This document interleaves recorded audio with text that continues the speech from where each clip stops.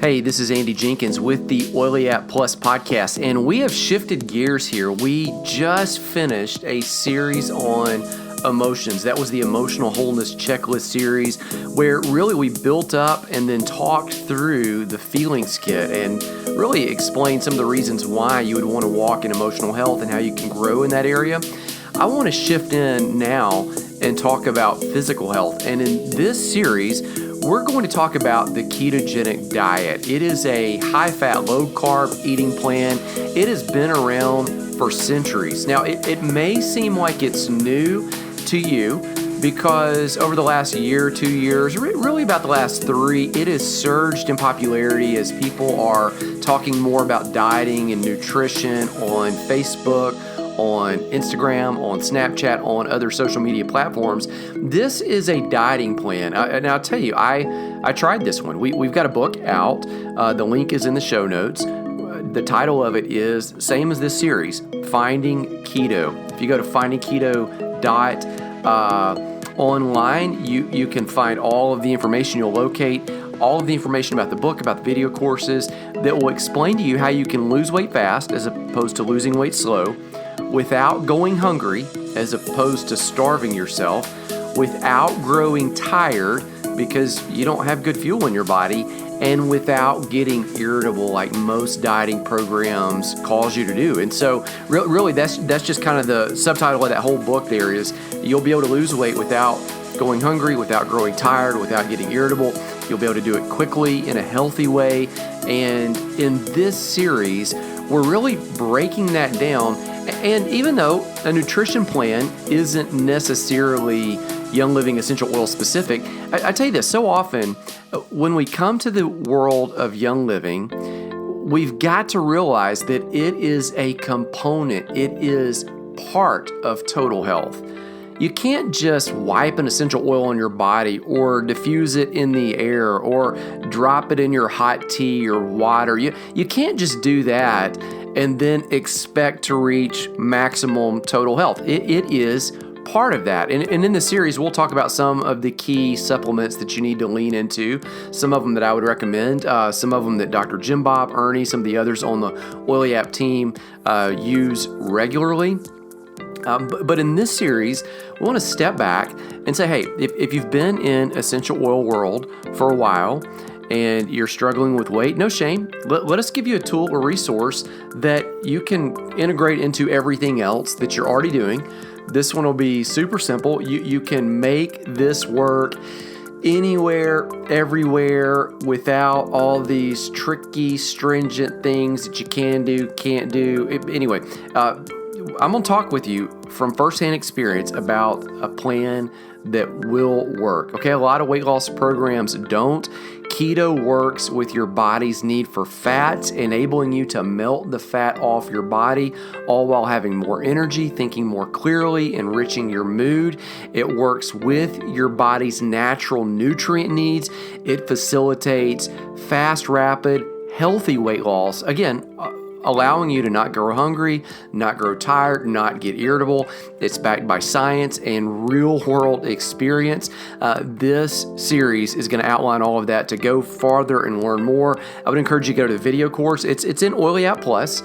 So if you're a member of that, grab hold of that video or just grab hold of the book and launch right there into further study on your own. Here's an episode from a video course where we talked. I pulled the audio for you, and I'll be back at the end.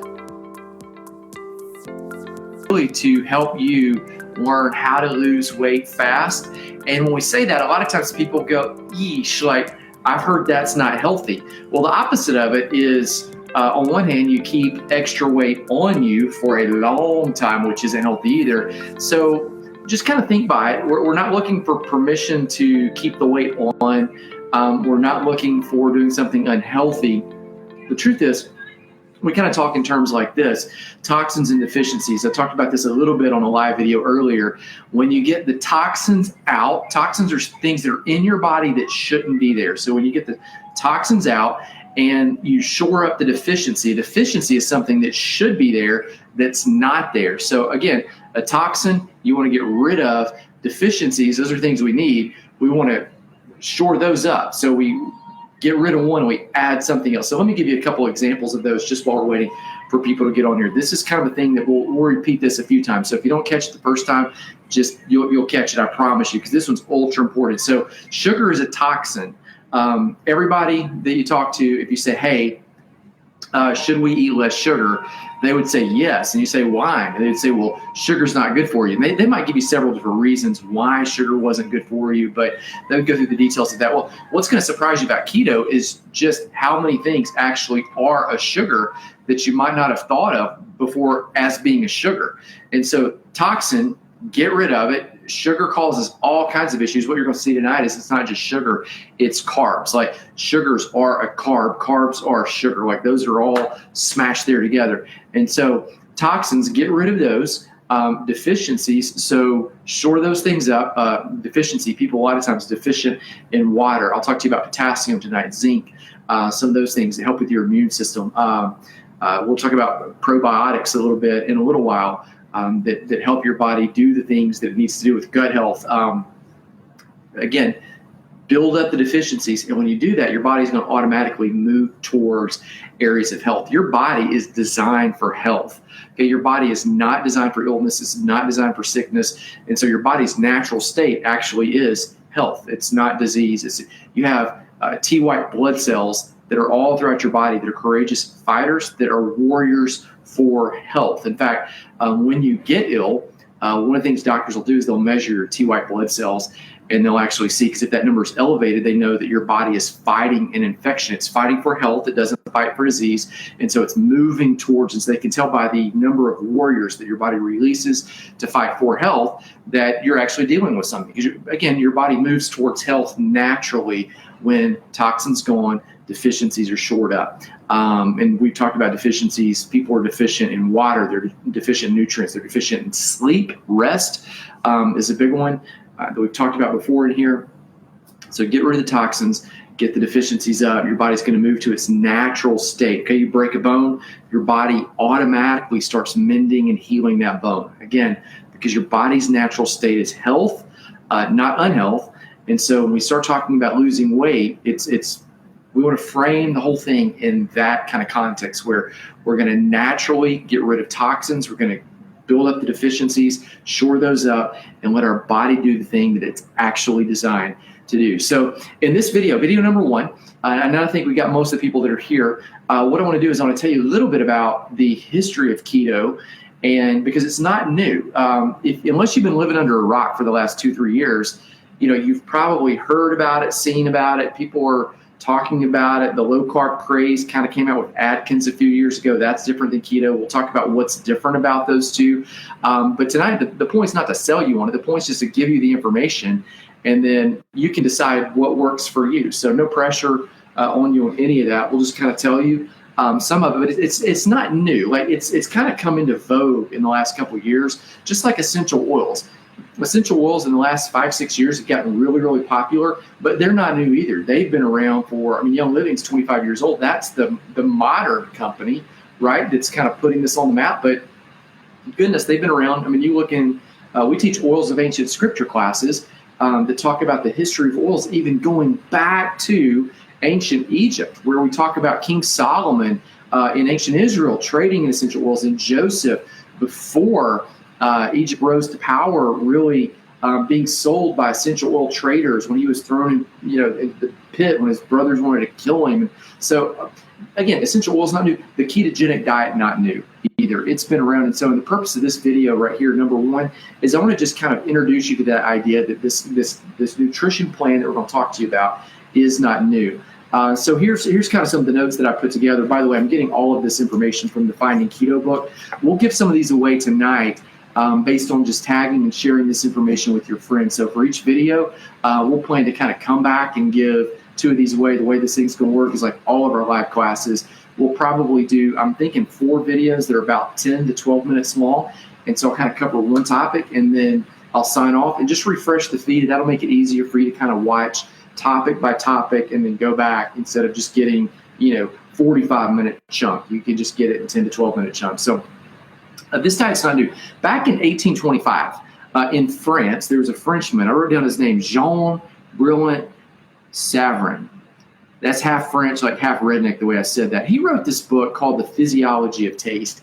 And in that book, he was studying nutrition and health. And he said this, again, 1825. So he's a contemporary, if you want to just kind of put that together, that's the Napoleonic era. So back when Napoleon was leading France, this is after the U.S. had just won our War of Independence, the Revolutionary War, and then the War of 1812 is over. So just to kind of help you frame all of that, Napoleon is leading France. This guy writes a nutrition book called The Physiology of Taste, and he's trying to figure out what's making people gain weight in France. And he says this, here's what he concludes, is that starch is a big component. Starch. Now, a starch is potatoes are starch, corn starch.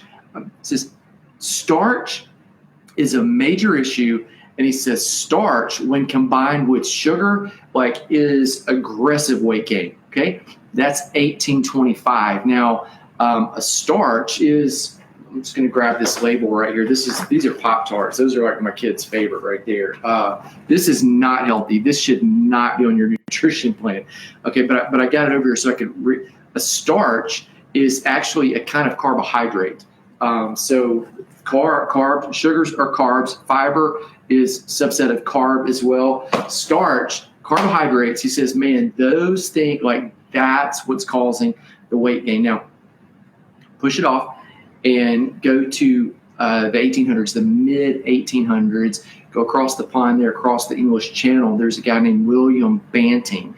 And William Banting was a guy that he had gained a lot of weight. He had a lot of health issues. And he was starting to think that a lot of these health issues that I'm having, again, mid 1800s, a lot of these health issues that I'm having, he was beginning to think these might be because of my weight and my diet. I'm not sure, but I'm kind of thinking they are. And so he's overweight, he's unhealthy. He tries just kind of the common wisdom of the day of what people were doing.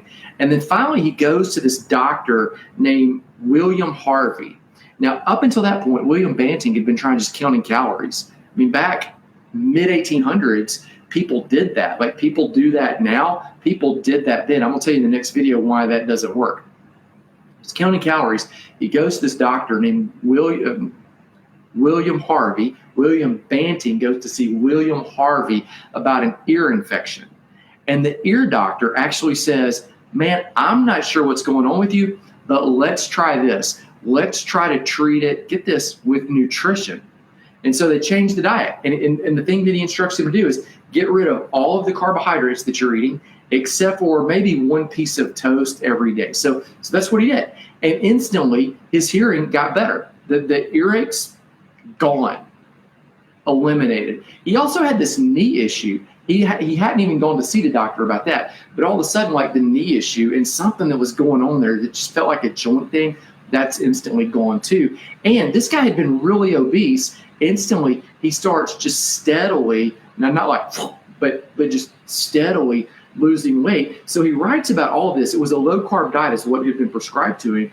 And so he writes about this in 1864 in this book called Letter on Corpulence, okay? Letter on Corpulence. And it gets really widespread. I mean, it's published. It was like the Atkins diet of the day. In fact, the phrase, do you bant, B-A-N-T, question mark, was named after William Banting. And that kind of became the catchphrase of the day. This was really widely known. Now, fast forward 1906, there's another guy. His name is Will Stephenson, and he goes up to the Arctic, so North Pole, and he's going to study the Inuit people. And he wants to decide, just kind of live among them for a year, study them. He's kind of what would those guys be? Not geologist. He's a whatever cultural person, studies people, brain cloud.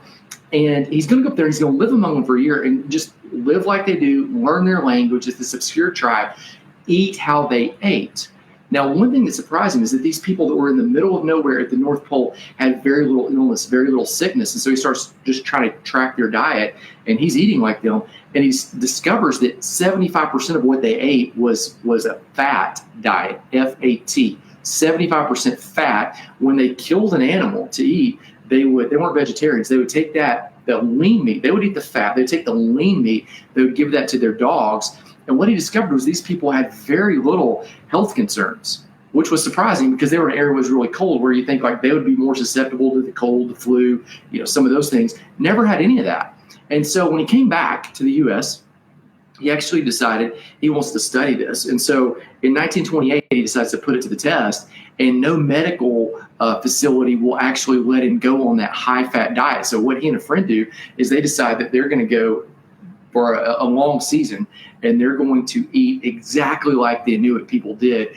And they did, and medical testing, no health issues at all, published, wrote it down. Again, it worked. Fast forward in the 1920s, around that same era, you went to Johns Hopkins University Hospital, you went to the Mayo Clinic, you went to Cornell University. These people were all prescribing a ketogenic-based diet, high-fat diet, low carb. They were all prescribing that for a list. I wrote them down. I'm going to pull them up for you. A list of issues that would be really common in first world countries. So that they were prescribing ketogenic nutrition, high fat. So again, early 1900s, for things such as obesity. Well, that makes sense. Type 2 diabetes, dementia, Alzheimer's, high blood pressure. Even back then, what we would now refer to as ADD and ADHD. All these issues were things that, again, in the 1920s, they were treating with a diet, high-fat diet, which is what keto is. We'll talk a little bit about that in video number 2, how it works. If you go like to 1921, there was a Dr. H. Rao Guyland. He went to a national conference for medical practitioners studying the endocrine system. So the endocrine system releases hormones. We've talked about that in some of the early act classes. Jim Bob has a class about stress. So the endocrine system does all of that. He was actually prescribing back then, 1920s, ketogenic diet, approaching hormones, everything with high fat, low carb, moderate protein. Let me give you a couple other things historically. People say, well, why don't we do that? And now because I've heard high fat is bad. Here's where you heard that.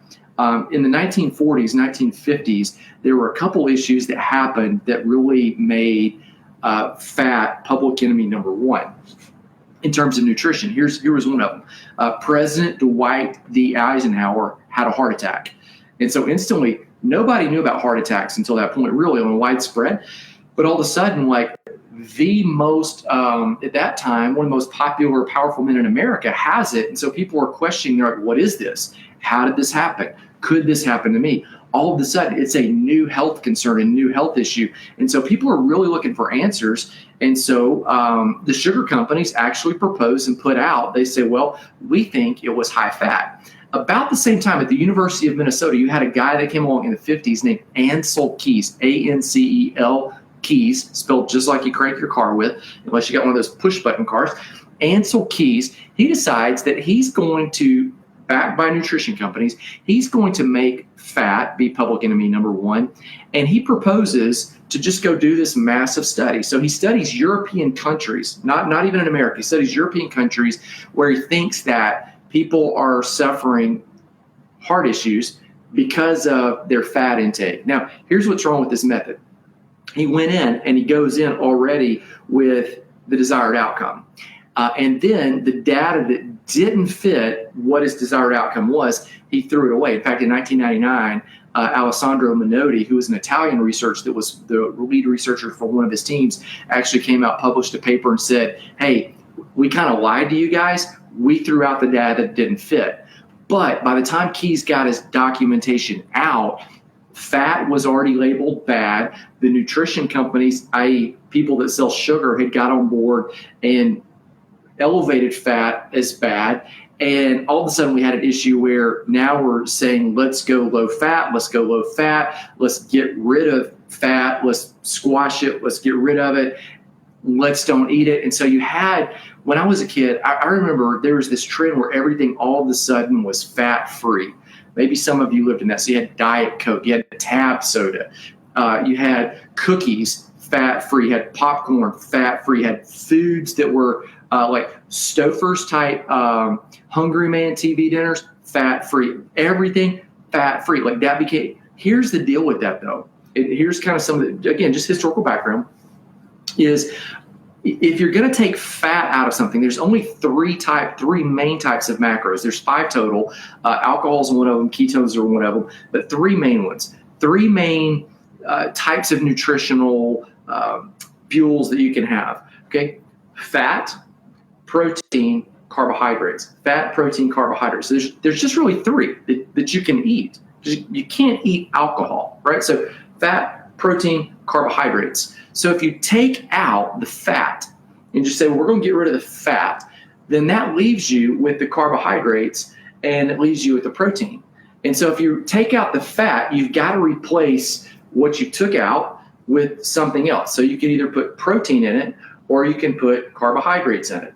And again, what we're going to see is all carbohydrates act like a sugar. They all act like the same when they get in your bloodstream. So you take fat out of milk. In fact, I would encourage you, when I'm refreshing the video right after you get off here, I would encourage you to go look in your if you have a refrigerator, you have skim milk in there. I would encourage you just to go get it out. Your skim milk is going to have less fat, but it's going to have more sugar than just your whole milk, which sounds strange. But it will, because again, you take the fat out. You can't put protein in it because protein doesn't add flavoring to milk, right?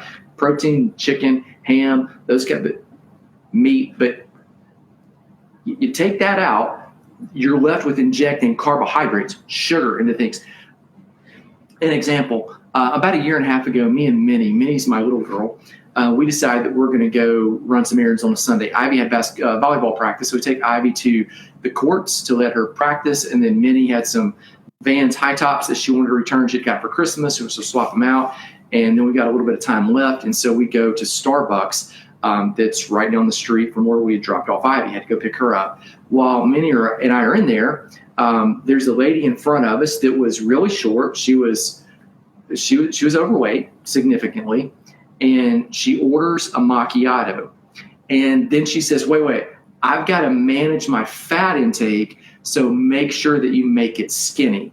And I thought to myself, and just check this when you go to Starbucks or wherever you go tomorrow. She said, I need to make it skinny. Well, that sounds like a great decision, but what she had done is she'd taken the fat out, which ensured that she would feel full, and she'd put sugar, like she just injected sugar, which is not good for it. She just injected a toxin into that drink, thereby ensuring that she was going to gain more weight, not lose weight. Hopefully that makes sense. Some of you heard on the Atkins diet. In the 60s and 70s, there was a cardiologist in New York, and he was following the traditional wisdom of the day. Atkins, again, he was cardiologist, was overweight, tried the traditional wisdom of the day, calorie counting, and then finally somebody led him onto it and said, why don't you try what would be less carbs, more protein, more fat, and balance that out. He immediately lost a ton of weight. Quick, in a healthy way, became popular. Vogue magazine started carrying articles by Dr. Atkins. His book, The Atkins Revolution, all the Atkins versions of the diet books burst onto the scene. Then Big Pharma and the AMA actually tried to revoke his license and shut him down. It never happened because in time, again, people saw that the low carb, higher fat, Atkins is high protein, but the low carb issue they saw was maybe that's causing some of the issues. Maybe that's causing a lot of what's going on. So here's what we're going to do. In the next video, I'm going to come back and I'm going to tell you how this low carb thing works with the ketogenic diet. Now that you know the history, now that you know, okay, this isn't new. There's a lot of background information to this. This is something that's been around for a long time. I'm going to come back and I'm going to just kind of spell it out step by step. This is how it works in video number 2. And then in video number 3, I'm going to give you really 6 benefits beyond weight loss, why keto is good. And then in video number 4, I'm going to come back and I'm going to tell you exactly the best products that you should use, especially for all of you guys who are using Meal Living right now. You probably have some of this right now in your kitchen cabinet, in your refrigerator. It'll make it super simple, okay? So that is the installment for today. I would encourage you to make note and listen to this entire series. In each episode, we can just give you a piece of the puzzle, but make sure you just grab the whole puzzle by listening to all 4 episodes here in this series. As I mentioned earlier, this audio comes from a video course that we taught in OilyApp Plus. Go to oilyapp.com/ Plus or just hit the homepage. Oily App Plus is really like having, we call it the Netflix of essential oils. So it is like having just a library of resource after resource of video courses that you can watch. You can rewatch as many times as you'd want. You can log in from all of your devices. There is no contract. You can pay by the year and get a discount, or you can pay by the month and just kind of test drive it, get in, watch what you want, and then get out. All of that information about the ketogenic diet and the previous series we did on the emotional wholeness checklist and more is all available there. One last announcement for you. Watch our social media feeds at Oily App. That's on Facebook and Instagram. We'll send it out on our email blast as well. We have an event, a live half-day event coming up this May where we are going to unpack and talk all about emotions. Back in 2020, we decided we were going to do some live events, some big live events. And by now, you know how 2020 went. And you know that the live events, they kind of got scrubbed. And so we began doing some larger online events. Our plan is still to get live, to meet and interact with people face to face. We love doing that. If you've ever been to the vendor hall when we're at a Young Living Convention or some other large event, it is something that we absolutely love. And so we thought we've done events before, not as Oily App, but in other facets as pieces and parts of other teams. So we thought, let's just bring that all together. And then 2020 happened. So at the beginning of this year, January the 8th, we actually did a workshop on life planning and goal setting and life management and stewarding your time and energy and focus. We're going to do it again on emotions. So watch our social feeds for that announcement. It's coming up soon. I'll see you again next week.